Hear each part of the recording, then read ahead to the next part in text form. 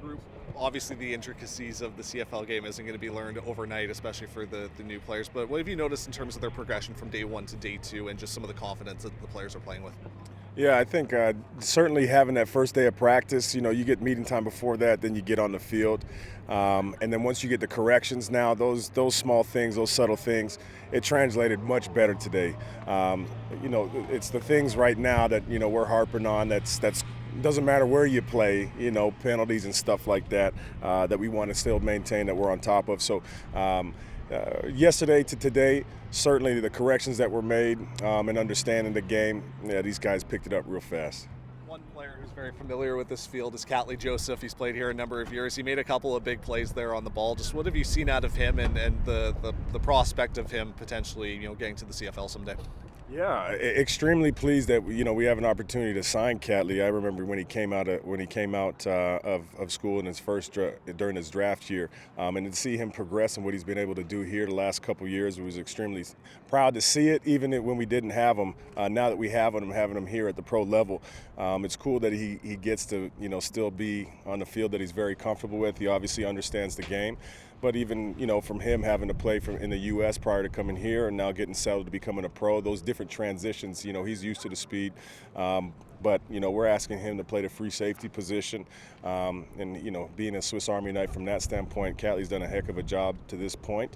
Certainly looking for him to continue to climb. And then obviously, when the lights come on, to see if he's really ready. But as a student and as a player so far, we're pleased with Catley. Corey, to this untrained eye, it seemed like the defense made a lot of plays and had a good day today. Did I read that correctly? Yeah, you know what, Robbie? I'm going to take your word for it. I think I heard that. I was down there at the one-on-ones. I know Skelly, I heard a couple guys, hooing and hawing down there. But, yeah, we're very greedy, I guess, from a group, from a defensive standpoint. Coach Bell and Coach JC and obviously Coach Lennon and Coach Daniels, we're really telling these guys to claw and fight for everything, and there's no rule that's exclusive that the ball's in the air, it belongs to the offense. So these guys have been doing a good job attacking the ball and getting touches and disruption. Certainly I was pleased with that, and then in the team periods as well. They ended up getting their hands on the ball. But to parlay off of that, we had some busts yesterday that couldn't really hurt you. So it's just a give and take. I suspect that, watching the tape now that, the offense to see what that happened there, and they'll come back and they'll try to dump it on the defense. So, but that's great. That's healthy competition. You love that, Rob. What have you made? You're talking about defense. What do you think of Baladondo, the Italian you guys have brought in? Yeah, Haba's a man. I've known Haba since he was in high school. Actually, he went to high school with my brother. So to see him progress, through his college career, and then the limited snaps that he got last year, you were pleased to see that. People like to try to tag the global players, and Haba's just a good football player. He's made a lot of plays out here in these last 2 days, and he's kind of been the leader from the defensive front from that standpoint. And we put a lot on his plate these last 2 days, making him play all four positions. Doesn't complain. Plays with a smile on his face, and he's disruptive. So, again, looking for Haba to continue to do what he's been doing, and certainly when the vets come in, for him to even take it a step further. You said your brother went to high school with him. What do you think of the whole journey he's been on? I mean, 10 years ago, he didn't even know what football was. Yeah, no, it's incredible. I mean, it's and Haba and even some of the other global players. The stories that these guys have to make it to this point. There's a lot of adversity, and that's very important for us. Is how you respond to that. And certainly, Haba coming from Italy, going down to Florida and playing in high school, going to Pitt, having a cup of coffee down south, coming back up to Saskatchewan.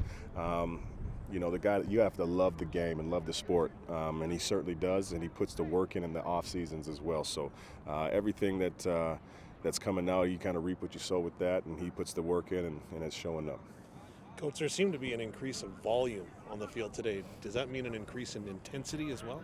Yeah, I just said to the guys there, I'd even like to see a little bit more. It's okay to compete and talk a little trash back and forth. It's okay. I think it brings the intensity up, as long as we understand and respect our teammates. But, it's a football game, Dave. We want to have fun out there. But the competition's got to be high, and sometimes you got to kind of light a fire. And I want those guys to do it and manufacture it with their play, and not necessarily from the coaching staff.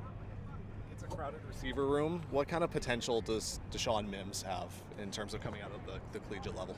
Yeah, Mims had a great day. He had a great day yesterday. You know, I'll go back, watch the film, see what he looked like today if he leveled up from that. But he had a great day. He's got a great shot. You know, obviously familiarity. I don't know if it's a homer thing with Mueller. You know what I mean, with the Rams stuff. But no, he's a great receiver. Obviously, there's pro pedigree there.